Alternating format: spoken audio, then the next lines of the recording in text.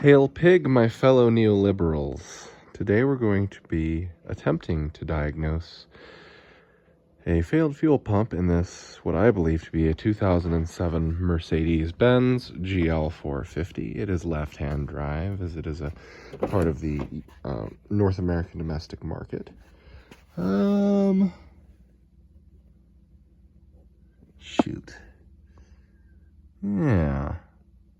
02 of 2007, manufactured in Tuscaloosa, Alabama. Go figure.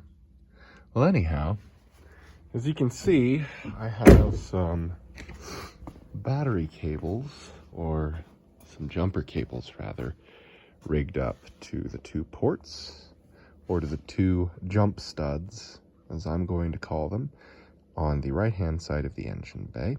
And in a bid to keep the positive terminal from working loose and grounding against the body of the car and causing a fire or paint damage or plastic melting, I wrapped it once around the strut that holds the hood assembly up.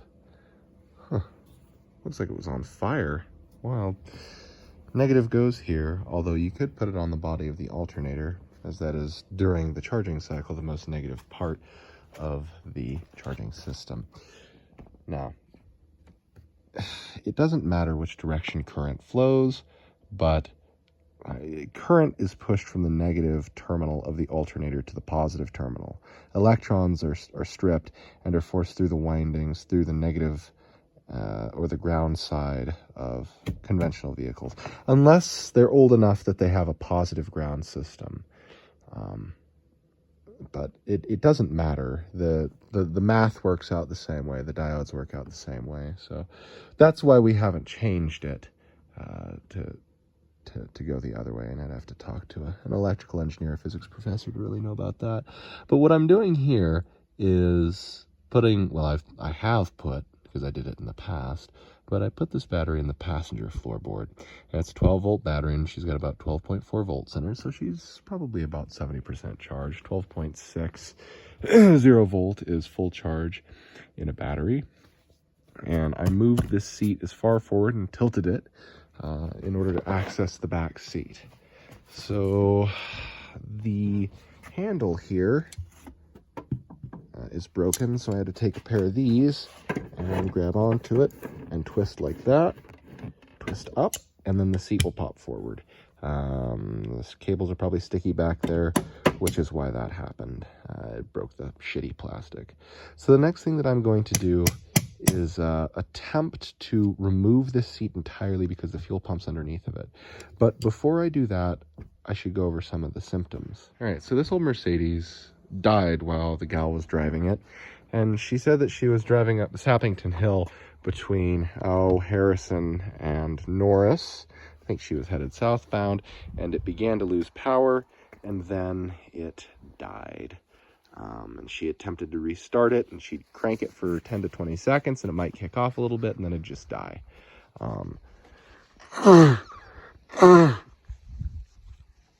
And she couldn't get it to start, and she cranked the battery down, which is why I'm having to use the jumper cables and the external battery on it. Look at this little drain that I got for all the gray water. It's not draining as quickly or as well as I had hoped it would. I might have to dig out a bigger section and put some pea gravel down and then put a bunch of these stones on top. But this will work for summer while it's still hot. I just thought I wanted to show that off because it's just satisfying, you know? Anyhow,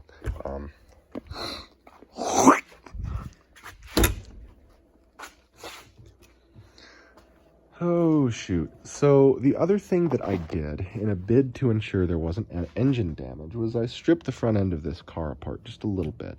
Haven't drained the cooling system, haven't done any of that, but I did drain the engine oil and looked very closely at it for metal shavings. I took the filter apart and looked at I took the filter out and I just looked at the filter element on the inflow side of the filter element, which is the outside, which is nice.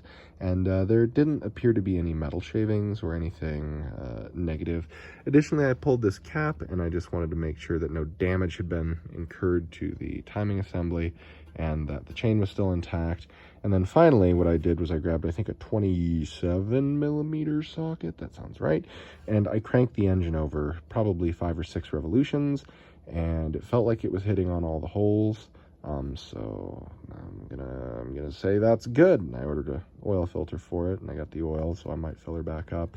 But I probably am also going to pull all the spark plugs, just because I want to ensure that there's no damage and that none of the spark plugs look fucked, or, you know, and it could be advantageous to do a compression test on it, although I don't know if I have the scan tool necessary or the equipment necessary to command the engine strictly to crank without starting. That's one thing I really hate about modern cars. You can't just like disconnect the coil or disconnect this and then just crank it over, you know. It's, you gotta have all this fancy equipment to do this shit. But anyhow,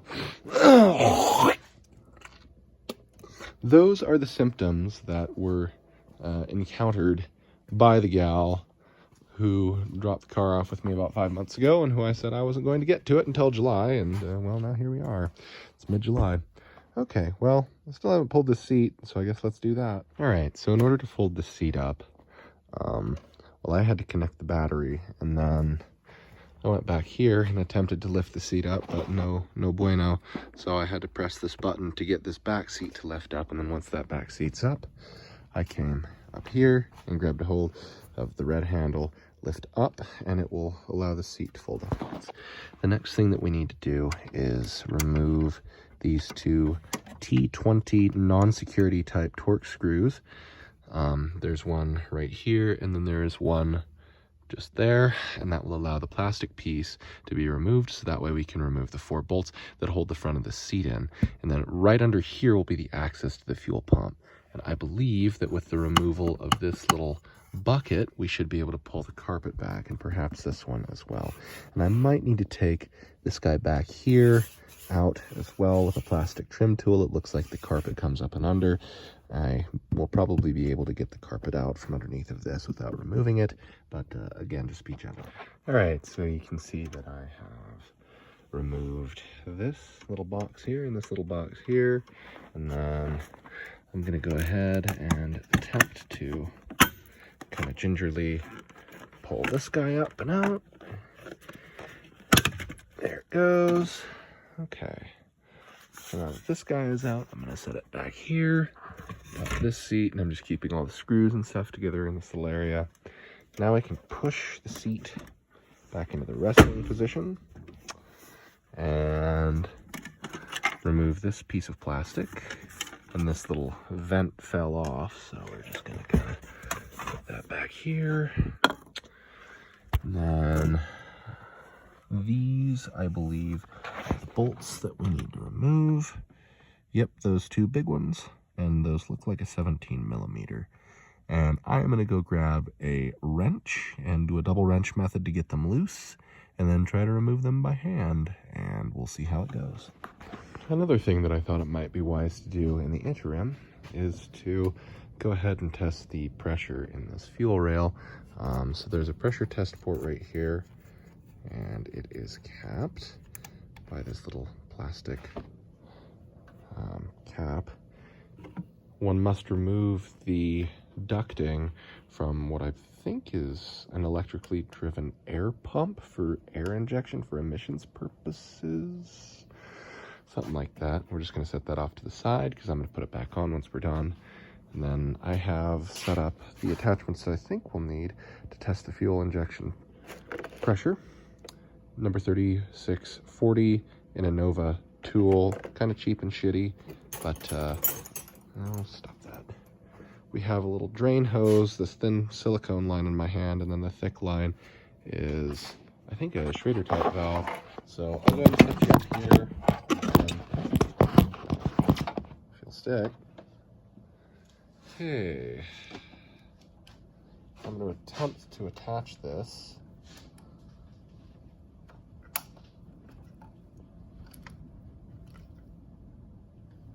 Oh, it has to be screwed on. Oh boy. I have to put a 90-degree on this or something.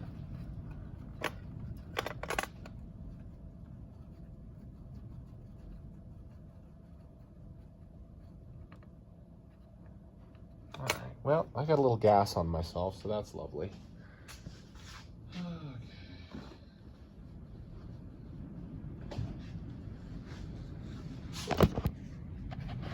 But as you can see, this is now plugged in and there is no residual pressure. And if I press the release valve, you can see there's no pressure. Well, it might have bled off. Nah, it would have presented an issue beforehand if there were like a drain back valve or something draining off. And I think she would have reported long crank, hard start issue.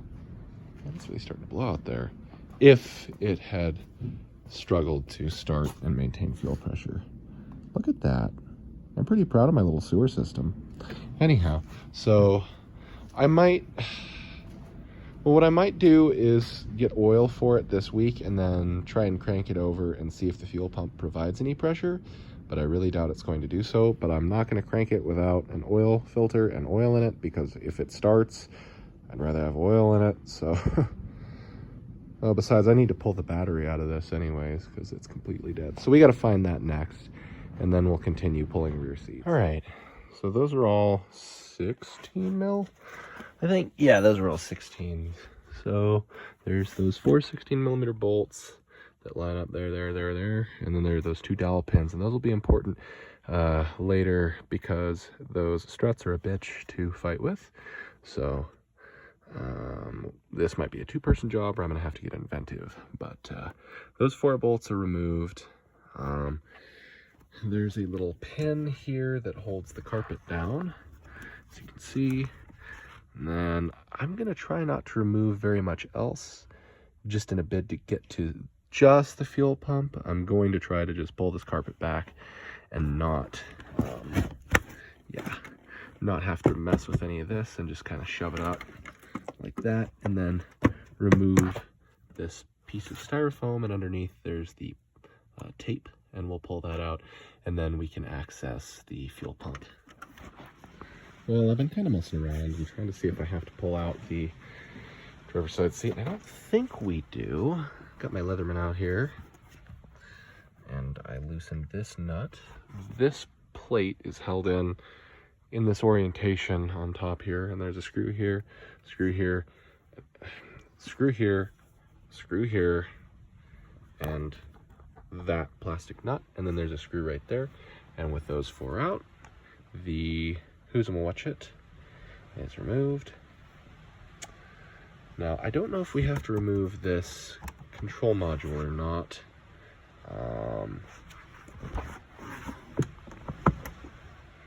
We very well may have to, and then we might be able to just pull this carpet back and get to that fuel pump, but we'll see. All right, so I think I gotta pull this audio video unit thing out. So what I did was I popped the seat back into its position, and then you'll notice there is 1, 2 screw holes. They're both T20, and I removed them. Now, motherfucker. Well, I gotta flip the seat back up, then I'm gonna see if I can't pull that control module back out. All right, so I undid these 2 power connections, one there, one there, as well as moving this, or removing this plug rather, from its spot right here. In order to do that, this tab has to be depressed, so this purple or gray piece of plastic can be removed, and then this should slide up and out of its position, and this can be slid forward. And now I think we'll have enough room that we can at least test this fuel pump, and I might have to move the seat around and up so I can get this underneath of it, but we'll see. Oh wow, this thing's actually filming upright for once, or sideways. I hate this phone. So anyhow, you can see here's the back of that amplifier or whatever, I don't know, audio systems, with the plugs in the order that they came out, kind of laid there underneath the seat. I had to tilt the seat back, scoot this guy forward, and then tilt the seat forward again. As you can see, I removed some of the tar tape, and we're probably just going to duct tape this sucker back in once we're done. But now that we have access to the fuel pump, and there's also some lovely, lovely mouse shit that we're going to have to clean up, but I'm going to find a schematic, a wiring schematic, and attempt to supply power to the appropriate terminals to engage the fuel pump. This one looks like a 5-wire. I'm suspicioning with red and orange as 2 powers, or one is power and ground and the other 3 related to signal, speed, or the fuel level sensor as well could be a part of that. So I just don't know without looking at a schematic. I don't want to blow smoke out my ass at you, but it might be beneficial for me to include that in any discussion that we have here, just so that way if you want to test the operation of your fuel pump, which I assume is a little 12-volt DC motor with an integrated float and potentiometer assembly, then you can do so. All right, so in order to remove the ring retaining the fuel pump and filter assembly, I used a thick flat-bladed screwdriver and a ball peen hammer. One could also use a punch or any other long blunt instrument. This is a right-hand thread, so it is lefty-loosey, and when it is placed on to the top of this filter housing assembly as such, I simply placed the screwdriver and began lightly to moderately tapping the back of the screwdriver in a bid to get this to rotate anti-clockwise. Try not to touch the threads, as there is some red sealant in here which seals in the vapors, the gasoline vapors, and which keeps them out of the cab and keeps them from leaking to atmosphere. You might result in an evaporative emissions code if you don't. The next thing that we're going to do in order to test this fuel pump is first grab a multimeter and test resistance across the 2 terminals. So when I pulled this up and out, it looked as though the brown wire and the red wire went to the pump assembly itself.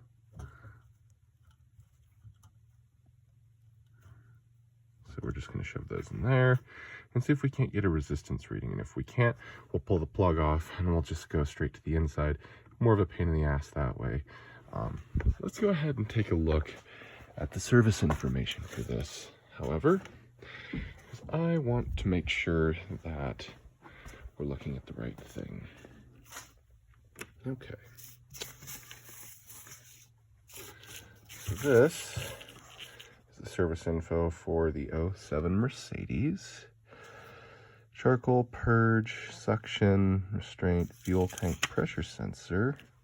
It's closer. Right fuel pump, right side, that is the driver's right, inside a fuel tank. There's brown and then red and white under seat, second row. Okay, so that's good to know. I suppose that brown wire then probably goes to ground. So we could probably just test resistance all the way back to the negative terminal of the battery, which again we might do just to ensure that there's continuity and that there's not a ground issue. And then what we'll do is I'm going to try to supply 12 volts from the battery. I'm banking on this not being a pulse width modulated motor. I'm also banking on it not being alternating current, which I don't think it is. I think it's just a 12 volt DC motor, but again, there was no information on that because fucking Germans. So pins 4 and 5, and then this, I don't know what's going on. 17 and 4, their schematics are garbage. All data is fine, but I prefer the Mitchell manual because they give you wiring schematics, which is nice. Okay.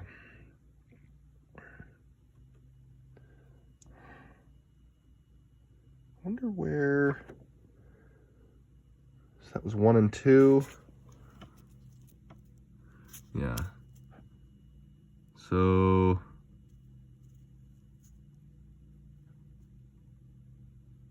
white hot at all times. This is energized by something in the ME-SFI module. So if this module dies, then it won't supply power on this line to the control side of the relay. And the relay could die, but I think that's internal, or no, this is in the fuse panel, never mind. So that relay is replaceable, but let me grab a pick. So power comes along this violet wire up through 85 to pin 86, and then back down and over and up to this fuse in this panel, which then supplies power to the controlled side of this relay, which then comes back to that SFI module, and that supplies power to the air pump relay. So if you're having problems with the fuel pump and the air pump, it's probably an electronics issue somewhere in this control side.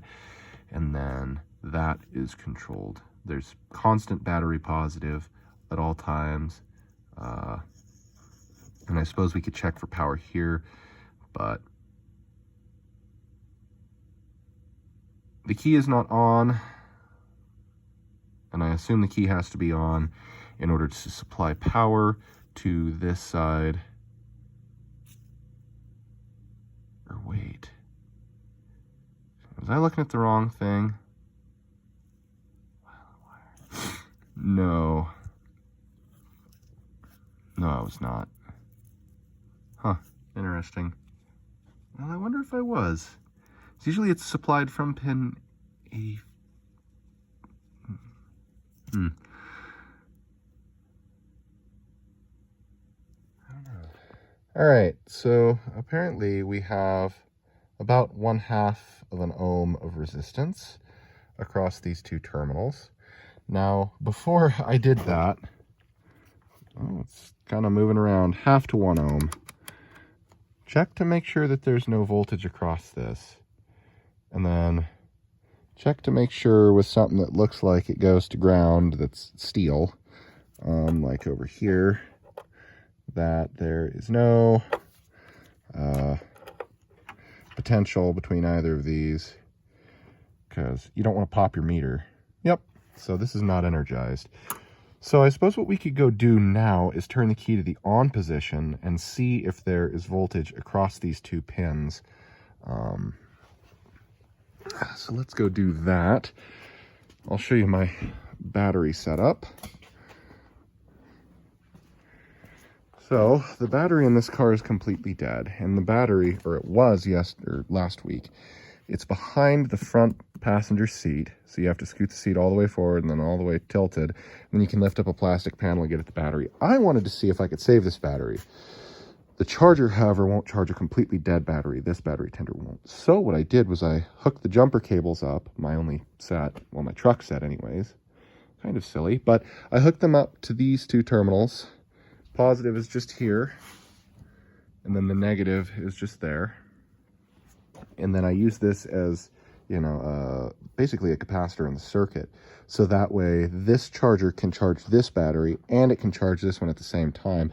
But the charger is tricked into thinking that this battery, or that the whole system is good. So they're wired in series as well. So, you know, it's still 12 volts. They're wired in parallel. You'd fry your, or I would fry, you aren't doing this. Well, maybe you are, but I would fry that little box. Anyhow, let's go turn on that key.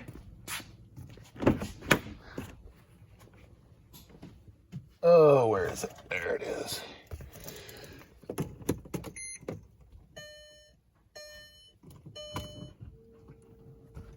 Okay.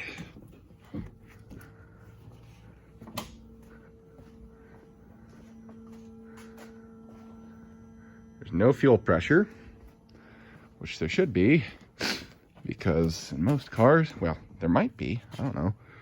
Most cars, there is a...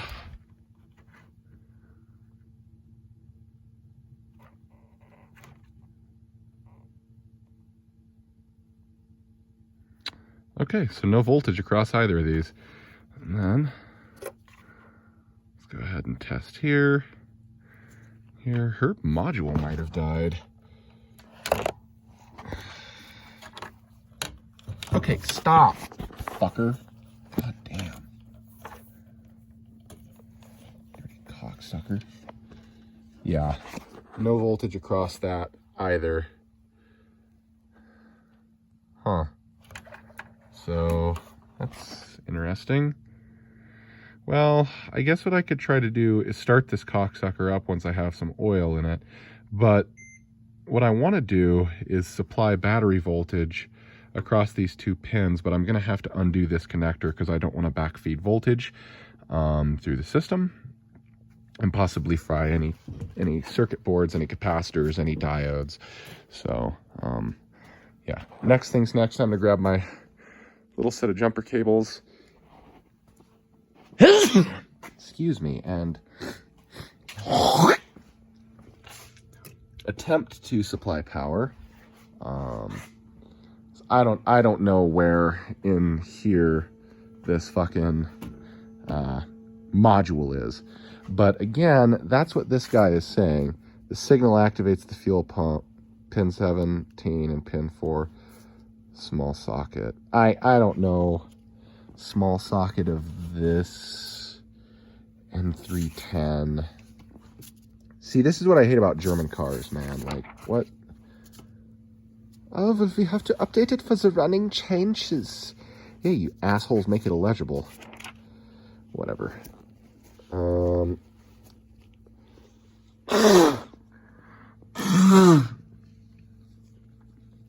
But yeah, you see there's like pin 17 here, and then a couple pages back, I don't know if it was over here. No, it was here's pin 4. Right, and I didn't see a pin 4 over here. There is a pin 17, but N310, there's no pin 4. So what the hell, people? Like, whatever. Anyhow, underneath in here, oh, you might be able to see it. These 2 wires, that red wire, and then behind it's the brown one, the red and the brown just there, go down into the fuel pump body, which is what is leading me to believe that it is just a 12-volt supplied thing. And with the gauge of those wires, I think we'll be just fine to supply power from these 2. We are going to hook up those first here, and then we'll hook them up to the battery because I don't want to light these gas fumes on fire. So again, just be smarter to get you're going through on that one. All right, engine circuit relay number 7. Sorry, this is really bugging me, but if I had to guess, I'd say that this is what's energized first, and that ground is supplied here, and that ground is controlled by the PCM. And then that this controlled side runs over here.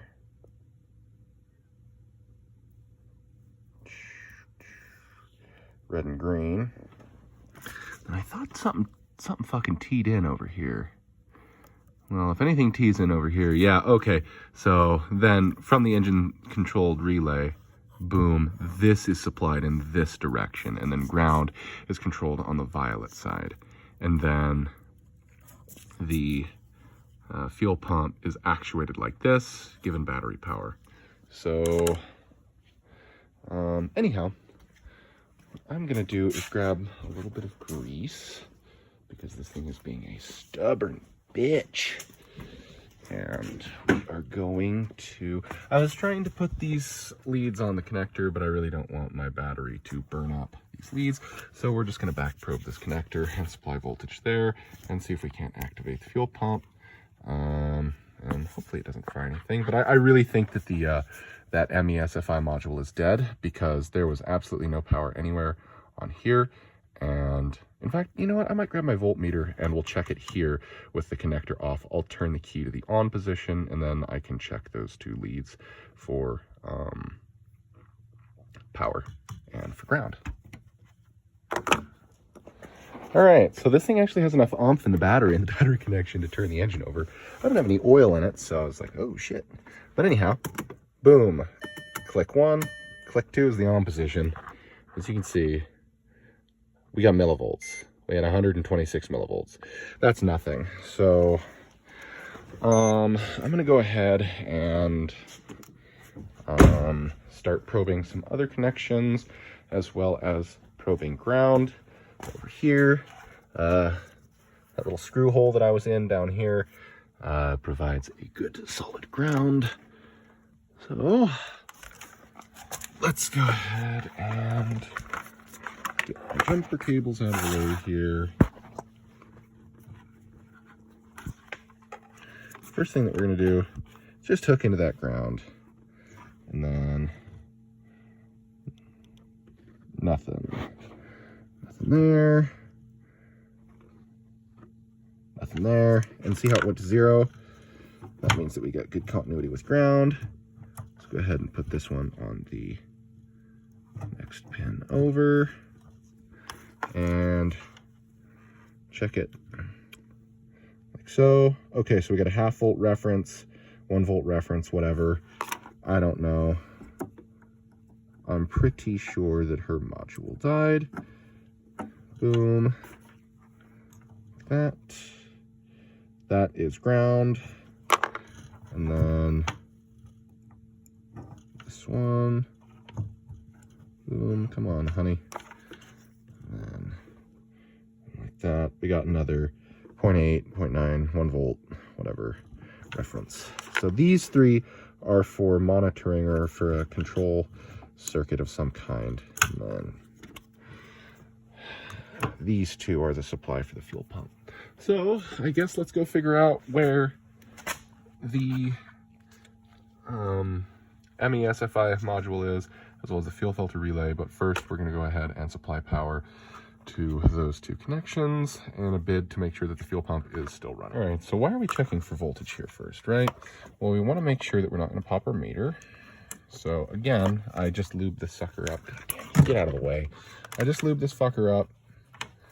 God, I need a better multimeter.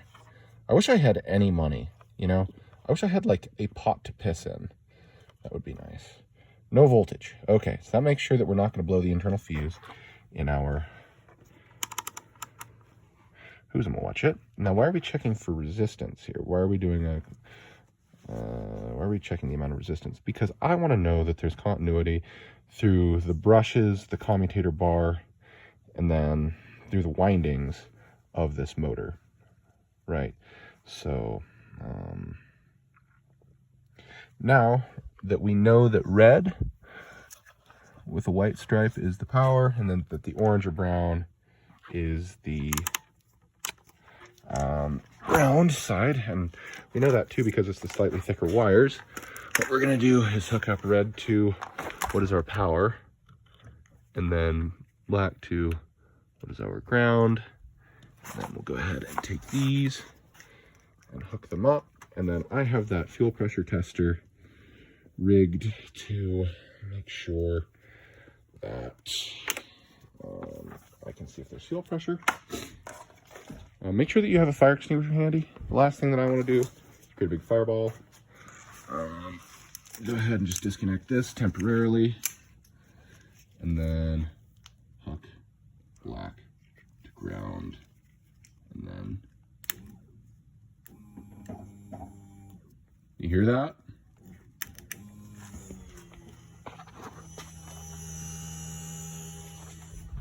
Let's come up here and check this. Look at that. It's at 50 PSI. I hope I didn't just burn something out.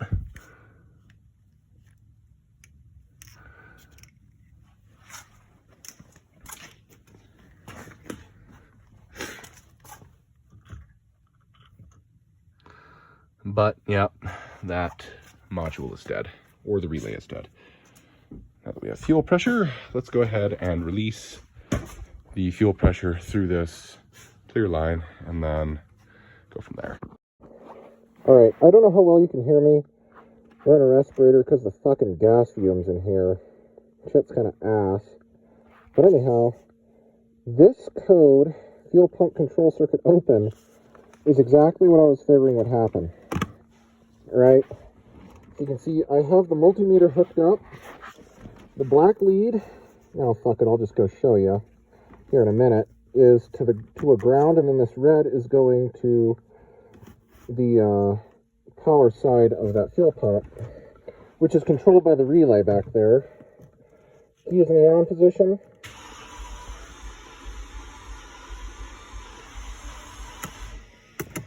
Nothing, right? Still got the code. Great. And then up here, just as proof of concept, there's no fuel pressure.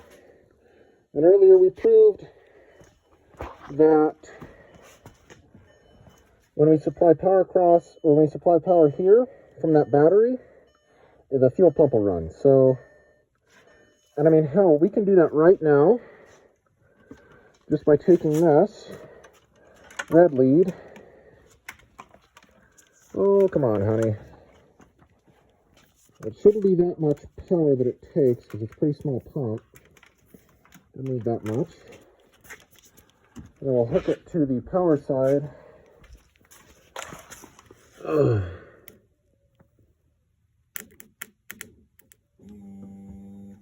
Yep, and you heard that.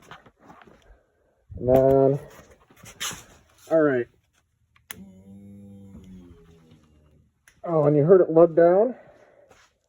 Look at that, we're up to 50, so the fuel pump's good. Okay, well, that's disappointing. And that fuel pump relay right here it was receiving like 8.8 volts or something, which is garbage. Garbage in, garbage out, right? So, local Mercedes dealer, $2,756, 2 to 4 days lead time, and it has to be programmed by the Mercedes dealer. That is the part number for this, but it's VIN specific, so you got to bring it to somebody who can program this. Good luck. All right, so another thing, you can see I got my voltmeter, it's set to DC 12 volt, and then I got this guy right here. When I put it in this bottom terminal, I got 12.5 volts. When I put it in that top terminal, nothing. That should have continuity with ground. And that top terminal, yep, continuity with ground, great. So, and this black wire is tracing a lead up here to this ground right here, okay? So, what I've done is I went and got my old jumper wire that I've had laying around and put the ground side in first to verify, or to, so it's not energized, and then touch. Hear that? That fuel pump is energized, which verifies not only that there's continuity, that could be a tiny strand of wire, it also verifies that the circuit from here down can carry a load, right? It verifies that this side of the circuit, that the, oops, sorry, you couldn't see that, that the hot side of the circuit, the bottom terminal there with my fingers on, can supply load from the battery, and it verifies that this top circuit can supply that current to the pump, and that the pump has good ground, right? So we know that the issue is in the control side, these bottom two terminals here, right? Okay, so I'm going to hook up now to ground, and we're going to check the voltage on each of these pins, these two bottom pins, the control side pins, and see what they go to. But again, I'm thinking it's garbage in, garbage out. All right, so with the key on, I got the terminals backwards, but it's the same difference. I got 8.8 volts, and then when I crank it,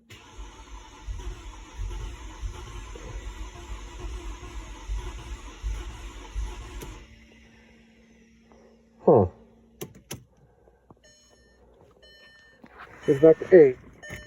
All right, so in that last segment, you heard that the engine kind of kicked over a little bit,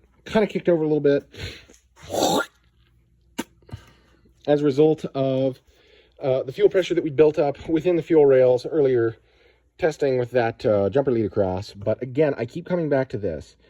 With the key in position 2, right, 1, 2, clicks over, there should be 12 volts present. There were 8.8. And then whenever cranking, that 12 volts should go to 0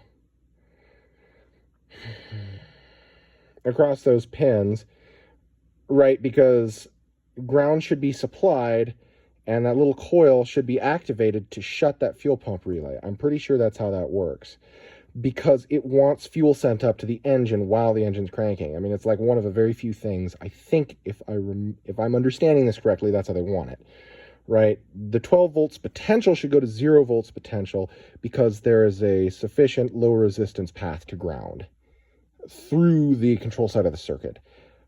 But what we're seeing is garbage in, 8.8 volts, and we're seeing garbage out, right? It jumps up to 10 volts instead of going to 0 while cranking. So again, that leads me back to the thought that, okay, there's voltage present from this module back to the the relay, meaning there's at least some capacity to carry at least a tiny amount of current to get a voltage reading. I mean, that doesn't mean that the circuit can carry a load, but it really strikes me that this is probably a computer issue, that there's probably something wrong with a tiny little capacitor or with a soldering job on one of their little wafer chips. One of the joints broke loose, or maybe it could be something else, but this strikes me as like a capacitor issue or something like that within the ECM. But I am not a computer specialist, so I really think that this is pretty conclusive evidence in favor of the ME-SFI module. I believe that's this one here being dead, but I am not a Mercedes specialist, so take that with a grain of salt. Also, I was able to take the respirator off because we got all the gas fumes vented out of here. So that's nice. No longer have that mess of gas on the floor, so that's good. Anyhow, yeah, I guess I'm just gonna let the battery recharge and call the lady and tell her, like, hey, it's a $2,800 module, because boy, that is unfortunate. I was hoping it'd be like, they're $280 for a fuel pump, but like 10 times more expensive. Boy, that is. And you know what you can try is, if you make yourself a jumper wire, and I mean, hell, you can just like twist the ends together on some wire and shove them in those two top ports, and I bet you can get the car to start and run by supplying power to that fuel pump if your